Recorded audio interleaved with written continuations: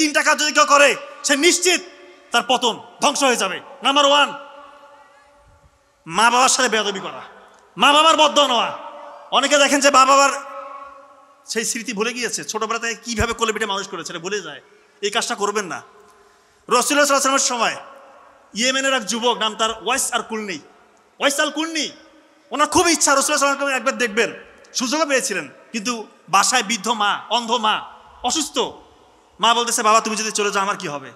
উনি কষ্ট বুকে চাপা দিয়ে রাসূলুল্লাহ সাল্লাল্লাহু আলাইহি ওয়াসাল্লামের সাথে দেখা করতে যাননি। ওদিকে রাসূলুল্লাহ সাল্লাল্লাহু আলাইহি ওয়াসাল্লাম ঘোষণা দিলেন, সাহাবীদেরকে বললেন, ইয়েমেনের এক যুবক আছে, নাম তার ওয়াইস আল কুরনি, সে যে দোয়া করবে সে দোয়া কবুল হবে। চিন্তা করেন, মা বাবার খেদমত করে কেউ কখনো ছোট হবে না, আল্লাহ তাআলা তাকে বহুগুণে বাড়িয়ে দিবে। হ্যাঁ, এক্ষেত্রে অনেকে আবার মা বাবার খেদমত করতে গিয়ে, স্পেশালি মায়ের খেদমত করতে গিয়ে অনেকে আবার নিজের স্ত্রীর সাথে স্ত্রীর হক আদায় করেন। এটা যেন না হয়, ইনজাস্টিস করবেন না। আপনি আপনার মায়ের হক আদায় করবেন, আপনার স্ত্রীর হক আদায় করবেন। আপনার স্ত্রী হচ্ছে আপনার সন্তানের মা, সে তার বাবা মাকে ফেলে এসেছে আপনার কাছে, তার হকটা আপনি আদায় করবেন। ব্যালেন্স করতে হবে, ইমব্যালেন্স করা যাবে না। একদিকে দেখে একদিকে দেখতেছেন, এটা হবে না, দুই দিকে দেখতে হবে। নাম্বার 2, অহংকার করলে পতন সুনিশ্চিত। পবিত্র কোরআনে দেখবেন সূরা নাজিয়াত 79 নম্বর সূরা 18-19 নম্বর আয়াতে আল্লাহ তাআলা মূসা আলাইহিস সালামকে বলতেছে, তুমি আমার রসুল হয়ে ফেরাউনের দরবারে যাও, গিয়ে তাকে বলো যে তুমি কি অহংকার ত্যাগ করে পবিত্র হতে চাও? যদি চাও তবে আমি তোমাকে প্রতিপালকের পথ দেখাবো, যাতে তুমি আল্লাহ সচেতন হতে পারো। ফেরাউন বলতেছে, তুমি কি আমাদের প্রভু হয়েছো? তোমার কি প্রমাণ আছে? মূসা আলাইহিস সালামকে আল্লাহ তাআলার ইশারায় উনি ওনার লাঠি ছুঁড়ে দিলেন, প্রকাণ্ড সাপ, অজগর সাপ হয়ে গেল। এবং এখান থেকে হাত যখন বের করলো, নূরের আলো, মানে চাঁদের আলোর মতো আলো বিচ্ছুরণ হতে লাগলো। এটা দেখে একটু ভয় পেয়েছিল ফেরাউন। সে বলতেছে, এটা তো স্রেফ জাদু, আমি বিখ্যাত জাদুকরকে ডাকবো, তোমাকে ভুল প্রমাণ করব। চ্যালেঞ্জ ছুড়ে দিল। এই যে সম্মেলন, এর থেকে মহা সম্মেলন, হাজার হাজার মানুষকে সমবেত করা হলো, এবং মিশরের সব থেকে মানে নাম্বার 1, মানে এখন দেখেন খেলাধুলায় মেসি, রোনালদো, নেইমার এগুলাকে হায়ার করে নিয়ে আসছে যে মুসাকে পরাজিত করতে হবে। তো জাদুকররা মূসা আলাইহিস সালামকে বলতেছেন, তুমি ফেলবা না আমি ফেলবো। মূসা আলাইহিস সালাম বলতেছেন, ঠিক আছে আপনারাই ফেলেন। ওনারা ওনাদের দড়ি আর লাঠি এমনভাবে ছুড়া শুরু করছে, প্রকাণ্ড সাপ জন্তু এমন রূপ ধারণ করলো, যারা এই সম্মেলনে এসেছিল সবাই ভয়ে চিৎকার চেঁচামেচি শুরু করে দিল। আল্লাহ তাআলা মূসা আলাইহিস সালামকে বলতেছেন, মূসা ভয় পেও না, তুমি বিজয়ী হবে। এরপরে মূসা আলাইহিস সালামের পালা, উনি ওনার লাঠি ছুড়ে দিলেন, এমন অজগর প্রকাণ্ড সাপ হইলো, ওদের যে মায়া ওরা সৃষ্টি করেছিল সবগুলো গিলে খেয়ে ফেলছে। ওরা বলতেছেন, আমরা জাদুকর, আমরা জানি কোনটা জাদু কোনটা সত্য। এটা জাদু নয়, এটা সত্য। আমরা আজকে থেকে মূসা এবং হারুনের রবের, আমরা তার একাত্মতা, তার সাথে তাকে রব হিসেবে মেনে নিলাম, তার প্রতি ঈমান আনলাম। এই দৃশ্য দেখে ফেরাউনের অবস্থা চিন্তা করেন। সে ক্রুদ্ধ হয়ে রেগে গিয়ে বলল, তোমাদেরকে আমি এনেছি, তোমরা আমার অনুমতি ব্যতীত তার রবকে তোমরা স্বীকার করেছো, আমি এখন তোমাদের হাত পা কেটে খেজুর গাছের সাথে ঝুলিয়ে রাখবো। জাদুকররা বলল, তোমার যা খুশি তোমরা করতে পারো, কিন্তু যে সত্য আমরা দেখেছি, এই সত্য থেকে আমরা বিমুখ হব না। আলটিমেটলি এরপরে ফেরাউন আরও চড়া হয়েছিল, মূসা আলাইহিস সালামের গোত্রকে ধ্বংস করতে এসেছিল। আপনারা জানেন সে পতন হয়েছে নীল নদে ডুবে। নমরুদ আল্লাহর সাথে যুদ্ধ ঘোষণা করছে। ইব্রাহিম আলাইহিস সালামকে নমরুদ বলতেছে, তোমার রব কি করে? ইব্রাহিম আলাইহিস সালাম বলতেছেন, আমার রব জীবন দেয়, মৃত্যু ঘটায়। বলতেছে, এই দুইজন কয়েদিকে নিয়ে আসো, বন্ধুকে নিয়ে আসো। একজনকে মৃত্যু দেওয়া হলে আরেকজনকে ছেড়ে দিল, বলতেছে আমি মৃত্যু দেয়, আমি জীবন ঘটাই। নমরুদ বলতেছে ইব্রাহিম আলাইহিস সালামকে। ইব্রাহিম আলাইহিস সালাম বলতেছেন, আমার রব সূর্যকে পূর্ব দিকে উদিত করে, আপনি পশ্চিম দিকে উদিত করে দেখান। নমরুদ পারতেছেন, রেগে গিয়ে বলতেছে, ঠিক আছে যুদ্ধ হবে তোমার রবের সাথে। আলটিমেটলি জানেন, ন্যাংরা মশা দিয়ে তাকে মেরে ফেলছে। এবং প্রথম উদ্ধত প্রকাশ করেছিলেন ইবলিস শয়তান। আল্লাহ তাআলা ওনাকে অনেক ভালোবেসেছিলেন। ইবলিস শয়তানকে কম ভালোবাসছিল আল্লাহ তাআলা? আগুনের তৈরি, তার সামনে আদম আলাইহিস সালামকে কাদামাটি দিয়ে তৈরি করেছিল। এরপরে আল্লাহ তাআলা যখন ইবলিস শয়তানকে বললো যে তুমি আদমের সেজদা করো, তার ইগো, এই যে হিংসা, তার অহংকার জাগ্রত হলো। সে বলল, আমি আগুনের তৈরি আর কাদামাটি দিয়ে তৈরি করলেন আদমকে, আমি তাকে সেজদা করব? এটা হয় না। এই যে আল্লাহর সাথে অদ্ভুতপূর্ণ আচরণ, তার পরিণতি আপনারা দেখেছেন। এর জন্য অহংকার করবেন না, পতন সুনিশ্চিত হয়ে যাবে।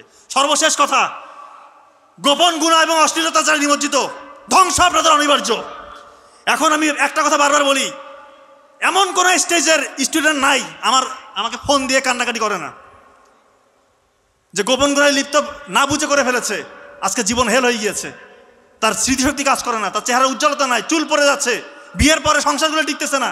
প্রবাসী ভাইরা বলতেছে, স্যার এমন ভুল করছি, এই যে অশ্লীলতা ছড়াচ্ছিল, এই যে মোবাইল ফোনগুলা, এগুলোকে দেওয়া হয়েছে যুবক সমাজদেরকে ধ্বংস করার জন্য। আর এখন যুবক সমাজ এই ফাঁদে পা দিয়েছে, এটা শয়তানের ফাঁদ। এই কাজ করবেন না, গোপন ইবাদত করেন, আল্লাহর কাছে এইটা থেকে মুক্তির জন্য দোয়া করেন, না হলে কোনো মুক্তির রাস্তা নাই। বিশ্বাস করেন, যত কাজই করেন কোনো কাজে বরকত পাবেন না যদি এই গোপন গুণ, এই অশ্লীলতা যদি ছাড়তে না পারেন, আপনার পতন সুনিশ্চিত। আপনি কত বড় হয়েছেন, আপনি ছাত্র, শিক্ষক, বড় মেম্বার অফ পার্লামেন্ট, ডাক্তার, বিজ্ঞানী, আপনার পতন সুনিশ্চিত।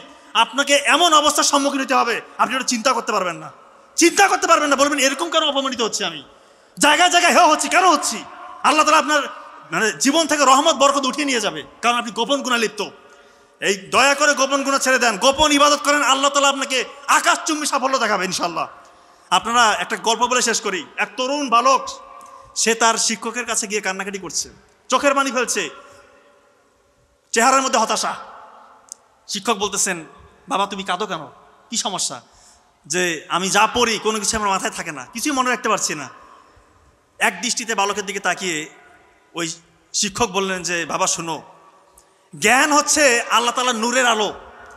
এই আলো সেই হৃদয়ে স্থান পায় বা স্থির হয় যে হৃদয়ে কোনো গোপন গুনাহ, যে হৃদয়ে কোনো পাপ বাস করে না। ওই দিন থেকে উনি পাপ থেকে নিজেকে মুক্ত রেখেছেন। ওই ব্যক্তির নাম জানেন? ইসলামের 4 ইমাম, তার এক ইমাম শাফি রাহিমাহুল্লাহ। ওনার যে মাযহাব, ওনার কোটি কোটি ওনার অনুসারী রয়েছেন। এরপরে উনি শুধু ইতিহাস রচনা করেছেন। উনি বলেছেন, আমার স্মৃতিশক্তি এরপরে এমন হয়েছে, আকাশ সহ স্মৃতিশক্তি, আমি যা পড়ি তাই মনে থাকে, প্রতিটা পৃষ্ঠা উল্টাই আর আমাকে দ্বিতীয়বার পড়তে হয় না। এত স্মৃতিশক্তি আল্লাহ তাআলা তাকে দান করেছে। সে অশ্লীলতা থেকে নিজেকে দূরে রেখেছে। এবং আপনার কি অবিশ্বাস হচ্ছে যে মানে পাতা পড়তেছে, স্মৃতিশক্তি এতটাই প্রখর? এখন দেখেন জাকির নায়ককে দেখেন না, চোখের সামনে দৃষ্টান্ত। কি সে জানে না রে বাবারে? পবিত্র কোরআন, হাদিস, বাইবেলের old testament, new testament, Bhagavad Gita, বেদ, তোরা, ত্রিপিটক, কোনটা গ্রন্থে তার নলেজ নাই। যে কোনো একটা বিষয় বলতেছেন, এমনভাবে কোট করতেছে মনে হচ্ছে যে কম্পিউটার ছেড়ে দিয়েছে। আল্লাহ তাআলা কি জ্ঞান দিয়েছে! এজন্য বলবো, আপনার শিক্ষার্থী, গোপন করা ছেড়ে দেন, গোপন ইবাদত করেন, আল্লাহ তাআলা ইনশাআল্লাহ বহুগুণে বাড়িয়ে দেবে। সর্বশেষ কথা, এখানে সবাই এসেছেন সফল হতে। আমাদের আলটিমেট ডেস্টিনেশন পরকাল। ইনশাআল্লাহ আমরা পরকালে তবেই সফল হব। অন্যের কোনো হিংসা করবেন না, গোপন গুনাহ ছেড়ে গোপন ইবাদত করবেন, অন্যের ভালো চাবেন, সবসময় আল্লাহ তাআলাকে জিকিরের মধ্যে রাখবেন, মা বাবার খেদমত করবেন, জীবন বদলে যাবে। নতুন নতুন প্রযুক্তি, প্রতিষ্ঠান এবং ইতিহাস রচনা হচ্ছে। একটু চিন্তা করেন, বিশ্বের বিভিন্ন প্রান্ত থেকে ছাত্রছাত্রীরা বাংলাদেশে আসার জন্য তারা স্কলারশিপ নিয়ে বাংলাদেশের বিশ্ববিদ্যালয়গুলোতে পড়বে, এই স্বপ্ন তারা দেখছে। বাংলাদেশের পাসপোর্ট বিশ্বের সব থেকে দামি পাসপোর্ট, সব থেকে ভ্যালুয়েবল পাসপোর্ট হচ্ছে বাংলাদেশের পাসপোর্ট। বাংলাদেশের যে কোনো উচ্চ পর্যায়ে যখন লিডার অন্য কোনো রাষ্ট্রীয় সফরে যায়, সেই দেশের তৎপরতা চোখে পড়ার মতো হয়ে যায়। এবং বিশ্বের নামি দামি যে কোনো টপ ক্লাস যেই নিউজ পেপারগুলো আছে, সেখানে হেডলাইন হয়, Bangladesh the new super power of the east. তথ্য প্রযুক্তি, জ্ঞান, শিক্ষা, স্বাস্থ্য, সকল ক্ষেত্রে বাংলাদেশ রোল করছে এই ওয়ার্ল্ডকে। শুধু তাই না, মহাকাশে বাংলাদেশের আধিপত্য। বাংলাদেশ প্রথম কার্বন নিরপেক্ষ স্মার্ট সিটি বাংলাদেশ উপহার দিবে। চিন্তা করেন, 30 বছর পর। এটাকে চিন্তা করতে খারাপ লাগছে?